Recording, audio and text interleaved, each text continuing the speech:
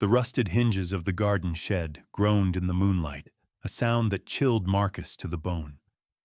He stood frozen as he watched his 5-year-old daughter Maya sitting on the dirt floor sharing her favorite cookies with a woman bound in the shadows. The duct tape that once silenced Seraphina, the daughter of a local tycoon, lay discarded on the ground. In that moment, where a child's innocence met a father's desperate crime, a countdown began that no one could stop. Could mercy truly grow from the seeds of a kidnapping? A dangerous secret is about to be unmasked, and the price of the truth might mean Marcus loses his freedom forever. Please support us by subscribing to our channel. Chapter 1. The Gates of Tomorrow. The heavy iron gates groaned, a deep metallic sound that echoed against the concrete walls of the state penitentiary. It was a sound Marcus had heard 1,000 times in his dreams, but today it was real. He stepped out onto the gravel. The morning air was cold, crisp. It bit at his lungs in a way that felt like a sudden sharp blessing. He stood still for a moment, closing his eyes, taking a breath that didn't taste like floor wax or old stone. He looked down at his hands. They were calloused. The skin was rough and mapped with scars from years of labor in the prison workshop. But as he stared at them, he didn't see the work of the last 3 years. He saw the choices. The desperate, frantic choices of a man who had reached the end of his rope. He remembered the weight of a steering wheel, the darkness of a backyard shed, the feeling of being a man who had lost his soul to save his world. A black luxury SUV sat idling at the curb.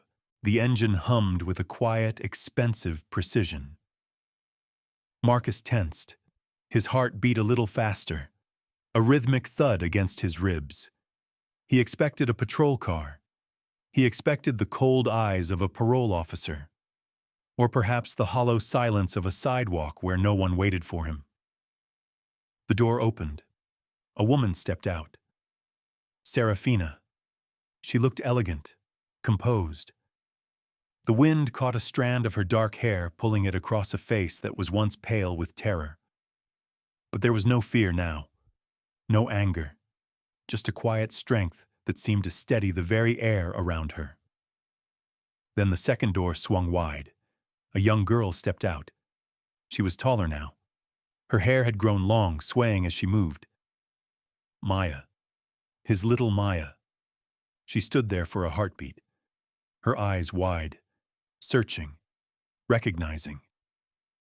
Then her face broke into a beam of light so bright it felt like the sun had finally risen. Daddy. She didn't just walk, she ran. Her small feet pounded against the pavement, a fast, frantic rhythm of pure joy. Marcus dropped his meager bag of belongings. He fell to his knees on the hard ground. He didn't care about the gravel digging into his skin. He didn't care about the cold.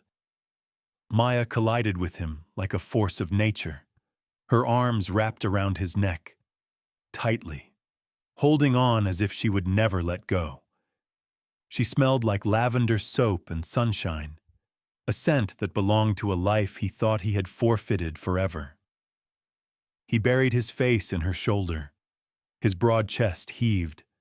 The tears came silently, hot and heavy, washing away the dust of 1,000 lonely nights. It felt like a miracle, a beautiful, impossible miracle born from the ashes of a tragedy. Seraphina walked over slowly. She stopped a few feet away, giving them space, giving them time. When Marcus finally looked up, his eyes red and blurry, she gave him a small, knowing nod. There was a profound silence between them, a shared history that words could never fully explain, a bond forged in the darkest room of his life. Marcus held his daughter closer. He felt the steady beat of her heart against his own. He was free. But as he looked at Seraphina, the question lingered in the quiet morning air. How? How did the woman he had once held captive become the very person who kept his daughter safe? How did a victim become the guardian of a kidnapper's child? The engine continued to hum. The gates behind him remained closed, and the long road ahead finally looked like it might lead home. Chapter 2. The Desperate Turn. The sky was not just dark, it was heavy. A relentless pouring rain lashed against the windshield of the rusted sedan. The wipers struggled, a rhythmic scratching sound that offered no comfort. Inside the car, the air was thick with the scent of wet pavement and cold fear. Marcus gripped the steering wheel so hard his knuckles turned white. His hands were stained with grease and oil, the marks of a mechanic who had spent his life fixing things that were broken. But he could not fix his own life. He was a widower, a father, and now a man facing an eviction notice that sat like a death warrant on his kitchen table. The local gang had known he was drowning. They knew exactly when to offer the anchor that would eventually sink him. In the back seat, there was a muffled sound, a movement. Marcus glanced in the rearview mirror. He saw a shadow, Seraphina. She was the daughter of a man who owned half the city. To the men who gave Marcus the keys, she was a paycheck, a bargaining chip. To Marcus, she was a terrifying weight that made his chest feel like it was collapsing. The plan had changed. The original hideout was crawling with police. The radio in the car crackled with static. A voice had whispered an order that made Marcus's blood run cold. Take her home. Hide her there. He had no choice. If he refused, he knew what would happen to him. And worse, he knew what would happen to Maya. He pulled into his own driveway. The small, peeling house looked so fragile under the storm. He moved quickly. His heart was a frantic drum in his ears. Thud, thud, thud. He led Seraphina through the side gate. The rain soaked them both in seconds. He didn't look at her face. He couldn't. The storage shed at the back of the yard was filled with old tools and forgotten boxes. It smelled of sawdust and damp earth. He cleared a space on the floor. He began to bind her wrists. The rope felt coarse. Wrong. Every fiber of his being screamed that this was a mistake. He was a man who built things, a man who cared for his neighbors. Now he was a ghost in his own backyard. Wait. He stopped. He heard a soft noise from the main house, a creak of a floorboard. He hurried to the back door, his boots splashing in the mud. He stepped inside and held his breath. The house was quiet. The air was warm, smelling of the cinnamon toast he had made for dinner. He walked to the small bedroom at the end of the hall. He pushed the door open just a crack. There was Maya, 5 years old and innocent of the world's cruelty. She was curled up under her patched blanket. Her breathing was soft, steady. The rise and fall of her chest was the only thing that kept him standing. She was his world. She was the reason he had agreed to this madness. He wanted a roof over her head. He wanted a future where she didn't have to wonder why the lights were turned off. But as he looked at her, he felt the crushing weight of the danger he had brought home. A predator was in the house. And it was him. He returned to the shed. Seraphina was watching him now. Her eyes were wide, vibrant, terrified. They were the eyes of someone who realized her life was in the hands of a man who was losing his own. He reached for the roll of silver duct tape. The sound of it tearing was sharp, aggressive. He leaned down.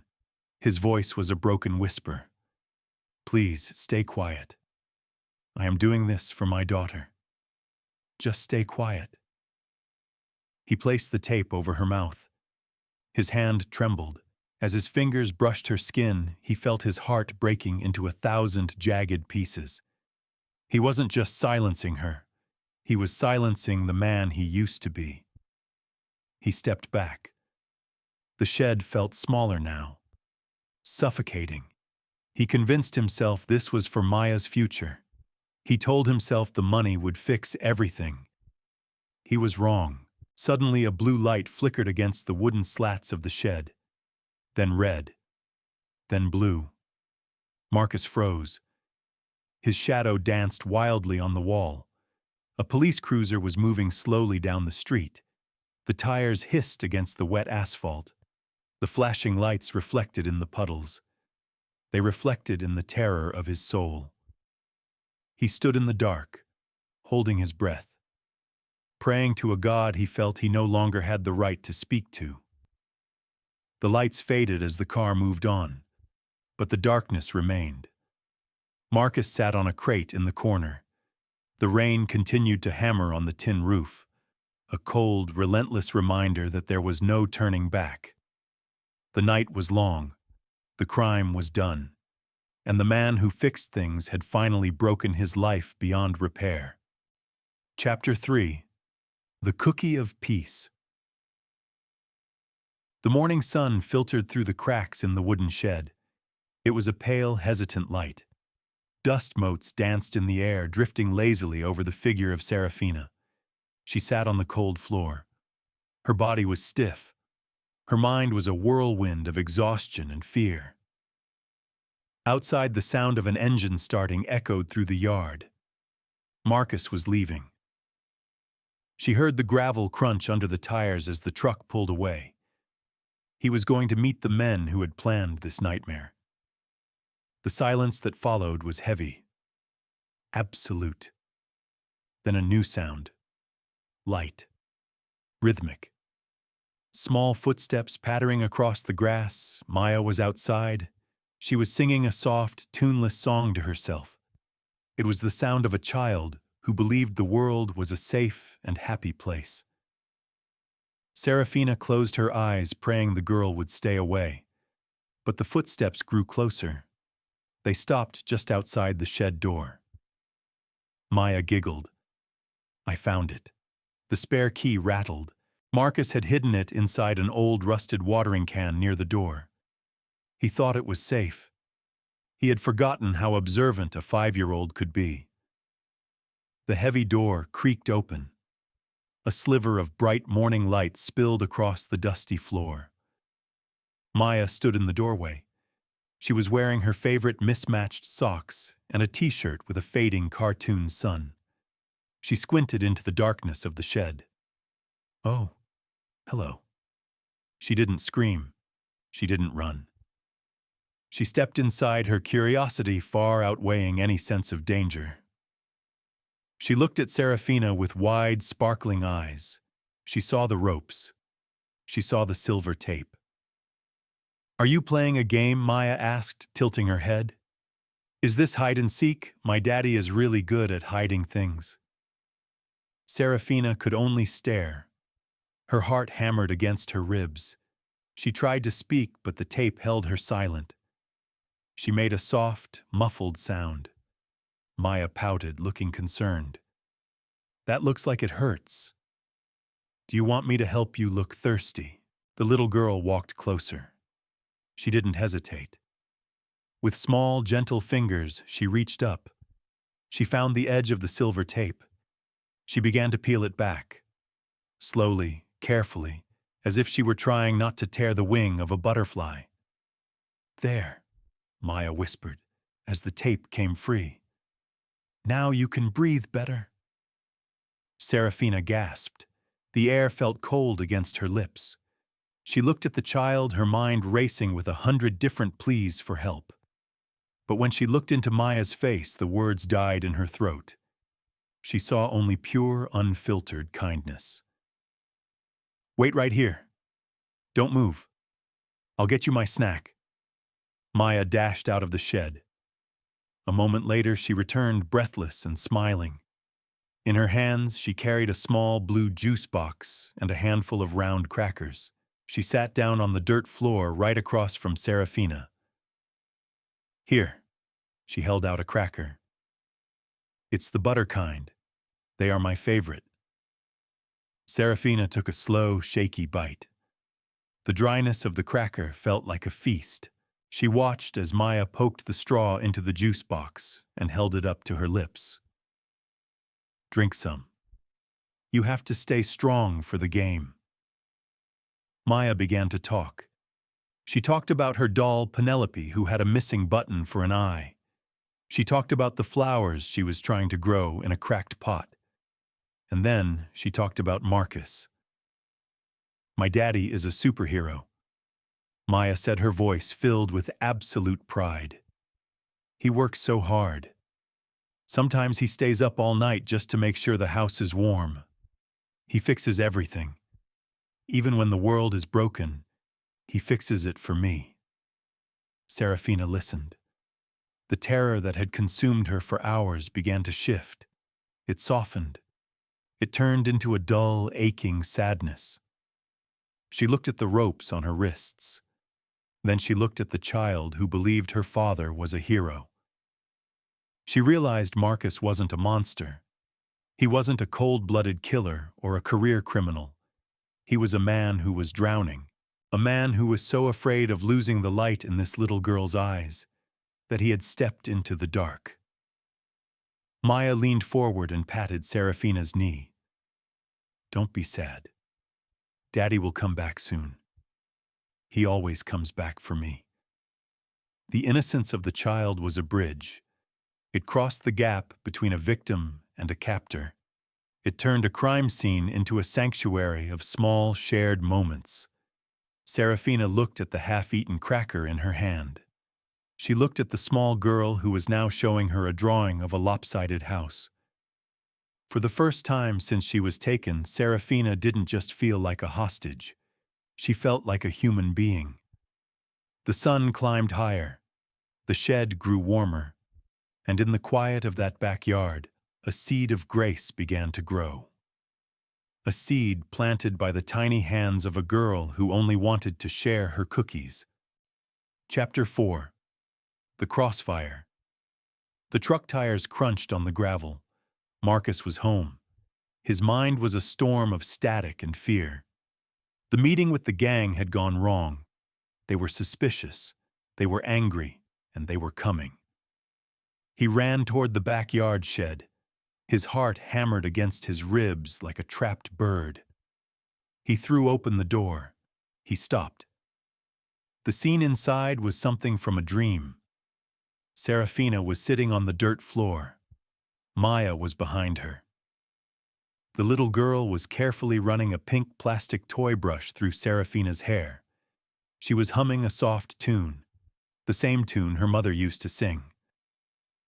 Maya looked up and smiled. Look, Daddy, I am making her pretty for the party. For a heartbeat, Marcus forgot the world outside. He saw the peace on Seraphina's face. He saw the light in his daughter's eyes. But the moment was shattered by the roar of an engine. 2 black cars screeched into his driveway. Doors slammed. Heavy boots hit the porch. Marcus turned. His face went pale. He knew those footsteps. He knew the sound of a metal slide clicking into place. The gang was here. They weren't here for the ransom anymore. They were here to erase the evidence. Get down. Marcus lunged forward. He grabbed Maya and Seraphina, pulling them into the deepest corner of the shed. Stay behind the crates. Do not move. He reached into a hidden compartment under the floorboards. His old hunting rifle. It was cold, heavy. He hadn't touched it in years. He was a mechanic. He fixed things. He didn't destroy them. But as he looked at the door, he knew. The men outside were coming for the woman who had shared cookies with his daughter. They were coming for the girl who thought her father was a hero. He would not let them in. The shed door was kicked open. The wood splintered. Dust exploded into the air. A man stood in the doorway, a shadow against the bright afternoon sun. He raised his hand. Marcus didn't think. He couldn't afford to. He fired. The roar of the rifle was deafening in the small space. Maya screamed, a high, thin sound that pierced Marcus's soul. Seraphina pulled the girl tight against her chest. She covered Maya's ears with her hands. She acted like a shield. Marcus moved to the doorway. He was a man transformed by desperation. The gang members fired back. Bullets tore through the wooden slats of the shed. Splinters flew like jagged rain. But Marcus stood his ground. He wasn't fighting for the gang. He wasn't fighting for money. He was fighting for the two lives behind him. In the distance, a new sound emerged. Sirens, high, wailing, getting closer. Marcus had made a choice an hour ago. A secret call from a payphone. He knew it meant prison. He knew it meant the end of his life as a free man. But it was the only way to save them. Blue and red lights began to dance through the holes in the walls. Dozens of them.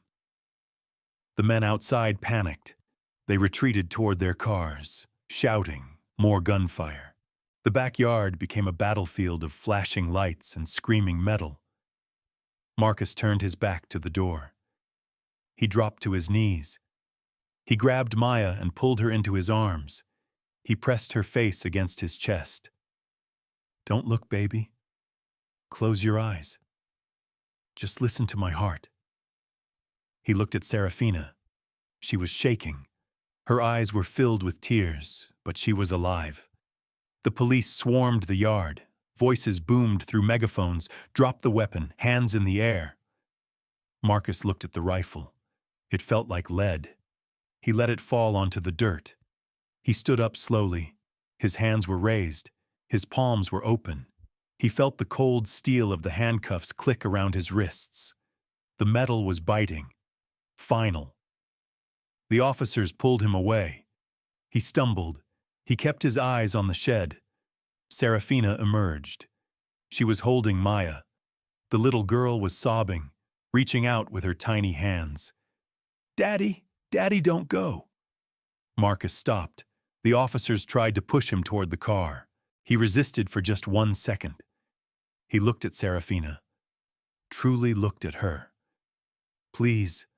His voice was a broken rasp. "Keep her safe." Seraphina didn't speak. She couldn't. But she nodded.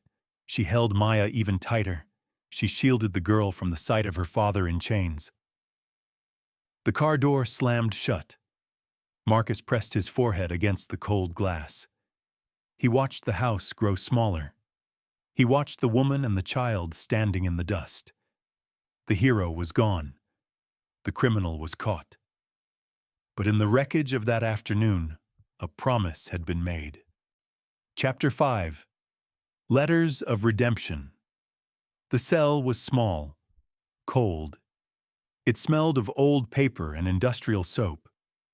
For Marcus, the world had shrunk to a narrow bed and a single window with bars that sliced the sky into thin ribbons. But inside those walls, a different kind of freedom was beginning to grow. It started with a letter.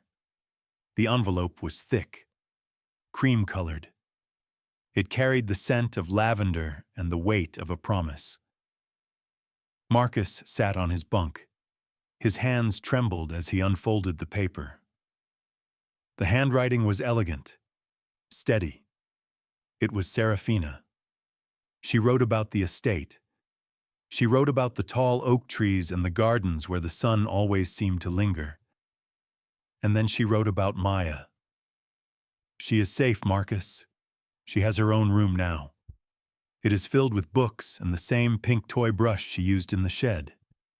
She asks about you every night before she goes to sleep. I tell her you are away learning how to build a better world for her." Marcus pressed the letter to his face. He wept, not because he was in prison, but because his daughter was not. Months passed in a blur of gray stone and routine. Then came the first visit. The glass partition felt like a mountain between them. Marcus picked up the phone. His voice was a ghost of itself. Why, he asked, looking at Seraphina through the scratched glass. Why did you help me? I took your freedom. I put a gun in your face. Seraphina looked at him. Her eyes were calm, merciful. You didn't take my freedom, Marcus. The men who sent you tried to take my life, but you gave it back. I saw you shield my ears. I saw you hold your daughter. A man who loves like that is not a monster. She refused to testify harshly. She told the court about the cookies. She told them about the secret phone call he made to the police. She told them that Marcus was a victim of his own desperation. Because of her, the sentence was shorter. Because of her, there was hope. Marcus decided he would not waste a single second. He spent his days in the prison library. He buried his head in heavy textbooks, advanced engineering, fluid dynamics, electrical systems. He was a mechanic who had only known how to patch things together. Now he wanted to understand how they were born. He worked in the prison machine shop. He fixed the broken laundry presses. He repaired the old generators that the guards had given up on. He became the man who could make anything run again. But his greatest work was not with machines. It was with people. He sat with the younger inmates, the ones with anger in their eyes and no hope in their hearts. He spoke to them softly. He told them about the shed. He told them about the choice he made that nearly cost him his soul. He became a mentor, a steady hand in a place of chaos. Every month a new package arrived. Photos, Maya in a yellow dress standing on a stage for a school play. Maya blowing out candles on a cake, her face covered in frosting. Maya growing taller, her smile becoming more like her mother's every day. Seraphina was not just a guardian. She was the bridge. She kept the father-daughter bond alive with ink and paper. She ensured that when Marcus returned, he wouldn't be a stranger. The final year was the hardest. The anticipation was a slow fire in his chest. Then a final letter arrived. It was not on personal stationery. It was on the letterhead of a major automotive firm, an offer of employment, a position in the research and development wing, a chance to use his mind instead of just his hands. I spoke to my father, Seraphina wrote. He believes in second chances, and I believe in you. Your station is waiting.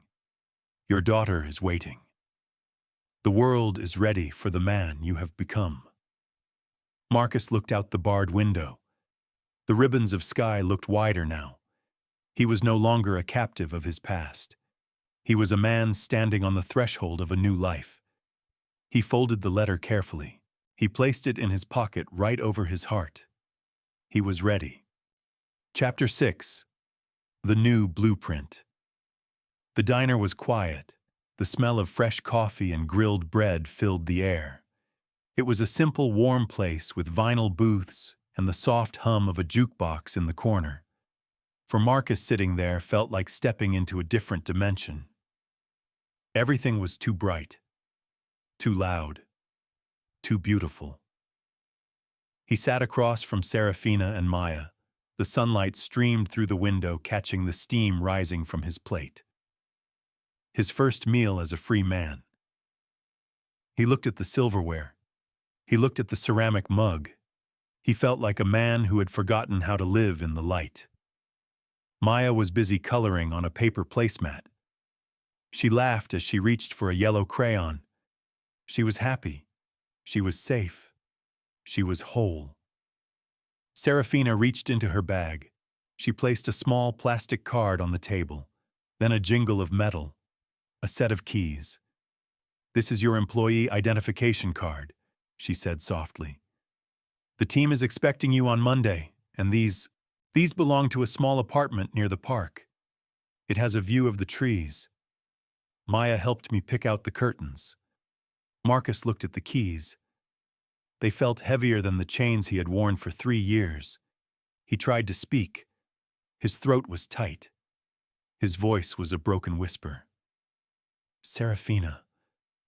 I don't know how to say it. the things I did, the terror I caused you. I am so sorry. I will spend the rest of my life trying to make it right." Seraphina reached across the table. She placed her hand over his. Her touch was firm and kind. "Stop, Marcus." She looked him directly in the eyes. "You didn't kidnap me. The world tried to break both of us that night. But your daughter, she saved me. She showed me that even in the darkest shed, there is a cookie and a juice box. She showed me that there is still goodness in people. You are here because she believed in her father. And so do I." Marcus closed his eyes. The weight of 3 years of guilt finally began to lift. It didn't disappear. It just became something he could carry. The scene shifts. The air is warmer now. The grass is green and freshly cut in a small backyard. Marcus is kneeling on the ground. He is wearing a clean work shirt with his name stitched on the pocket. His hands are covered in grease again, but this time the grease is honest. Maya stands beside him. She is holding a wrench like it is a magic wand. They are working on a bicycle, a bright red one with a silver bell. "Right there, Maya," Marcus says, pointing to a small bolt. "Turn it to the right. Lefty-loosey, righty-tighty." Remember, Maya giggles and turns the wrench with all her might. "I got it, Daddy. I fixed it." Marcus beams at her. He is a teacher now, a guide, a man who builds things that move forward. On the porch, Seraphina sits with a book. She looks up and watches them. She sees the way Marcus speaks to the girl. She sees the way the girl looks at the man. They have become something unexpected, a chosen family. Forgiveness had built a house where fear used to live. The past was still there. It was the foundation. The ruins were still visible if you looked closely enough. But they were no longer a prison. They were the stones used to build a stronger future. Marcus stood up and wiped his hands on a rag. He looked at his daughter. He looked at the woman on the porch. He realized that while he couldn't erase the night in the shed, he could make sure every morning from now on was filled with light. The sun began to dip below the horizon. The sky turned a deep, bruised purple, then a brilliant orange. Marcus held out his hand. Maya took it. Seraphina joined them. The three of them walked toward the edge of the park. 3 silhouettes against the fading light. A father who found grace, a woman who found mercy, and a child whose heart was large enough to save them both. They walked together into the sunset, a testament to the power of a child's love. In every life, there are moments of darkness that test the very fabric of our souls, yet it is often the simplest act of kindness from a child that leads us back to the light. This story reminds us that forgiveness is not just a gift we give to others, but a bridge we build for our own healing and a second chance at being the heroes our loved ones believe us to be. If this journey touched your heart today, we would be honored to have you stay with us by subscribing to our family of storytellers. Please share your own thoughts in the comments, and if you found comfort in these words, feel free to like and share this tale with someone who might need a reminder of hope. You can continue this journey with us by clicking the video appearing on your screen now as we continue to share stories that celebrate the resilience of the human spirit.